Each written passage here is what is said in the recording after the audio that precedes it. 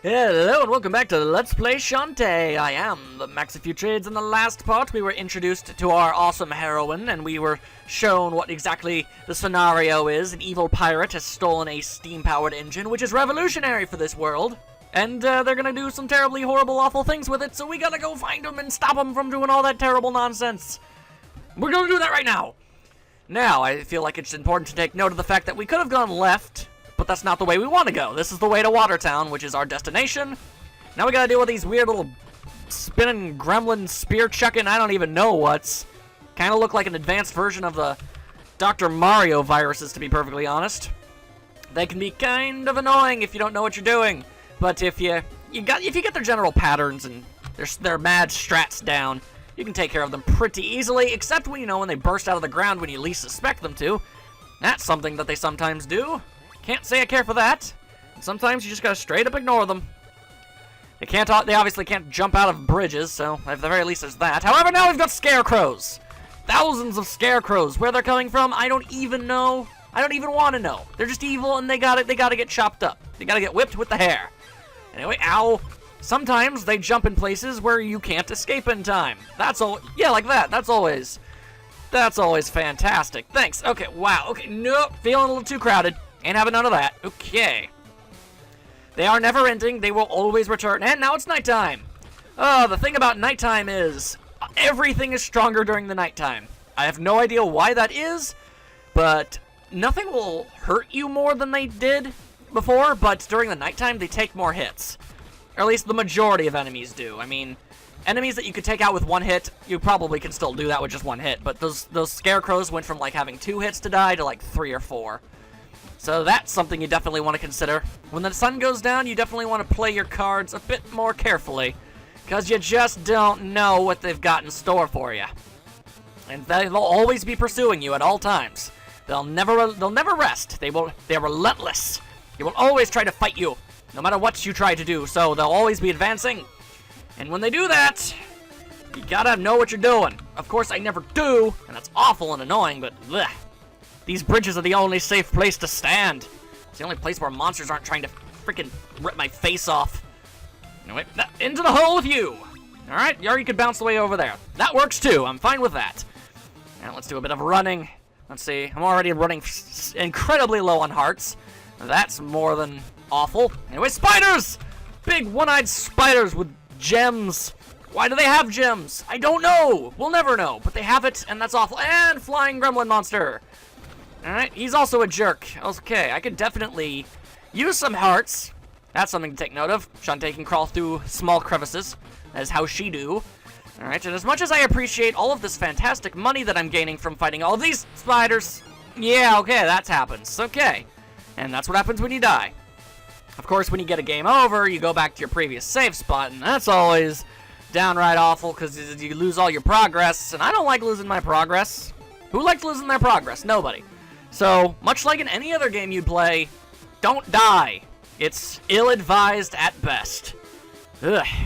Anyway, I really feel like I should have talked to those people at Scuttle Town. They actually have, some of the villagers actually have some pretty interesting and/or amusing things to say. I think I'll make sure to do that next time I'm back there. Because, fun fact, we don't, it's not linear. We will be going back and forth across towns many, many times in our adventure. So there you go. You can walk past, but also stand on top of these stumps. Make sure you note that, because instant death pits. Not having any of that. This is also, you might think you'd be able to climb that. No! It is far too slippery. Shantae cannot handle that with her genie shoes.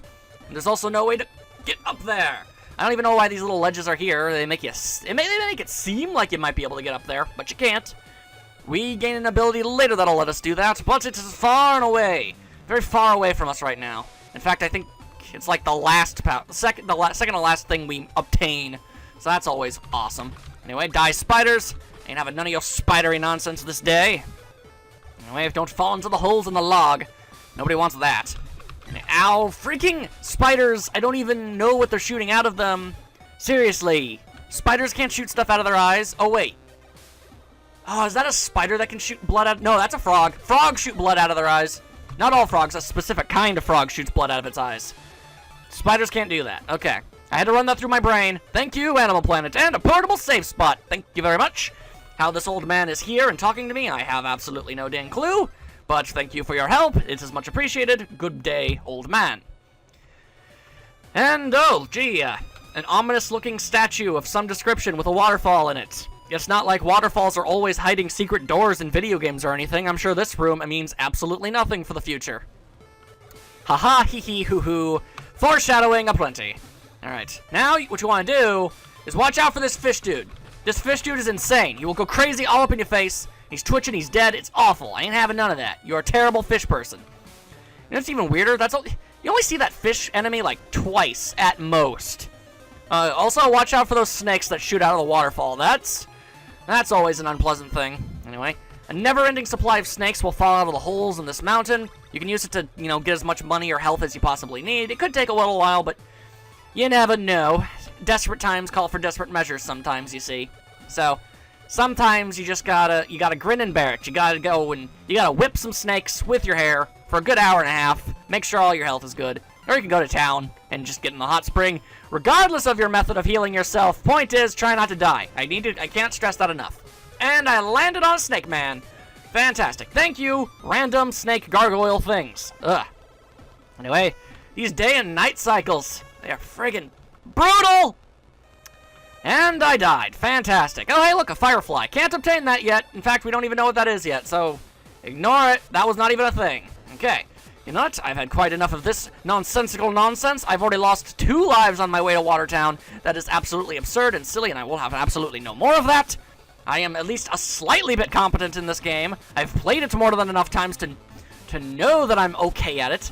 So I'd rather not look like a colossal doofus when I'm trying to play this dingin' game, because I'm trying to show it off to the good people so they might go and play it at home. It's on the 3DS Virtual Console. It's freaking cheap, too, so you got no excuses. No excuses! Buy this game! Play this game! I'll convince you no matter what. Anyway, jump, Shantae, and hope for the best. There we go.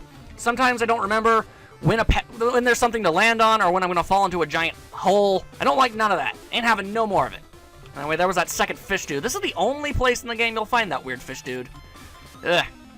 Reminds me of that one-eyed alien dude from Lilo and Stitch. I don't know why. Mostly the voice actor. That, most specifically. Anyway, probably could have made that jump, but only fools take risks. Never assume you are capable of something. Only do things when you are sure and positive that you can. Anyway, just keep on... The freaking snakes jettisoning from the freaking holes in the wall. Freaking back it up, back it up, back it up. Back it up, back it up. Anyway, grab that heart and later, fools! Alright, this should be the end of the screen finally. Yes! Ugh, yeesh almighty. Anyway, bada bing, bada boom, we got ourselves to Watertown. Let's talk to some peoples, because there are people walking around. I mean, look at this guy. He looks totally non-suspicious. Is your ponytail magic? I thought only half genies were born with quirky powers like that. I knew a gal who could squirt milk out her eye, but she was a half genie.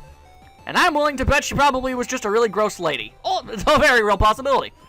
Have you found any of those warp squids yet? You oughta. It would sure make traveling easier. Oh, gee, I wonder what collecting all the warp squids will do. It's not like it says exactly what it is on the tin. Fireflies are always out at night. You should look for them in all sorts of out-of-the-way places. Yes, if you catch enough of them, something good is bound to happen. Oh, hee-hee, hoo-hoo-ha-ha, I wonder what that means. Have you bought any of Watertown's famous fighter's equipment? It's expensive, but worth it. I have not, but don't worry, I will make sure to later. You know Mimic? That old critter is a relic hunter. He's been around for years digging in the dirt. They call him Mimic because he makes copies of everything he finds. He is not a very smart man. He's just a very good, I guess, not manipulator. What's the word? Duplicator. Mimicry. Yeah. What's wrong with this fighter's tiara? I should have bought a fighter's cuff first. Yeah, that guy, that looks like the type of guy who would totally have a tiara. Foreshadowing. Either way. Let's take a gander into this Firefly Shrine. What is going on in here? Let's see. I like this thing. I want this thing. What is this? What is this place? It's too hard to see. It would take 12 fireflies to brighten things up. I mean, I couldn't take this scroll of paper outside and then read it. That would just be absolutely absurd. No! No, you must scour the lands and collect fireflies, of which there are only 12 in the world.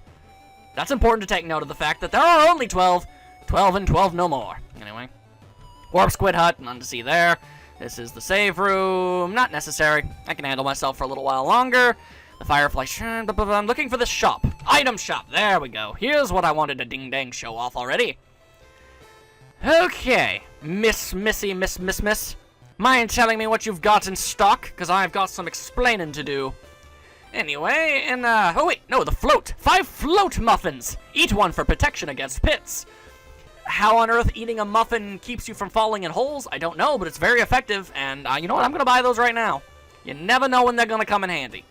Anyway, candy, exit candy, useful for exiting labyrinths. Don't need any of that yet. Flash bolts, attack from a distance. Useful, but not yet. Now, here we go.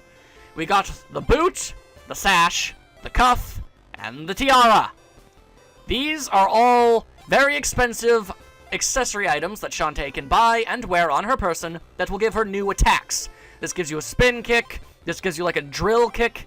This lets you charge up a mighty elbow dash, and this lets you like go from your elbow dash into like a spinning tornado top thing. It's crazy. It's awesome. But we can't afford any of that stuff yet. We will in the future. There's absolutely no way I'm going to go the entire game without buying that stuff. That stuff is mad cool. Anyway, we are looking specifically for Bolo's Gazebo. You know, I really probably should have talked to Mimic or anyone in the town, because I guess I'll need to explain this ahead of time.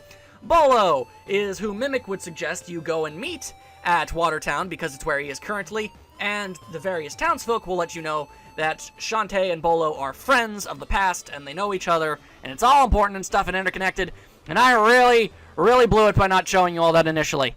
Oh, well, I'll try better next time. Sup, Yellow Belt? What's going down? Hi, Bolo. I thought I'd find you here. We've got an emergency in Scuttle Town. Things have been rather exciting here, too. We just got a visit from the infamous Lady Pirate Risky Boots. She came here already? And she didn't attack? Puffaw, not at all. She just wanted directions to the dribble fountain. What? You didn't give them to her, did you? She sure was pretty. And that outfit! Woohoo! Ah, you imbecile! Now I've got to go get there first. Where is this place? You probably passed it on the way here. The aqueduct below it is locked up tight, though. I suppose I could show you how it opens. You bet you will. You're in the doghouse as it is. I'll meet you at the dribble fountain, and you better be there. Oh, I will be there. And for being a colossal dum-dum, I shake my rump at you. That's a matter of pride, you foul creature. Like, he's a good guy. He's just easily distracted by feminine wiles.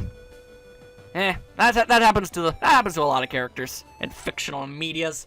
So I suppose I can't be too upset at him. I mean, he was still incredibly stupid what he just did, but he pays off in other evidence.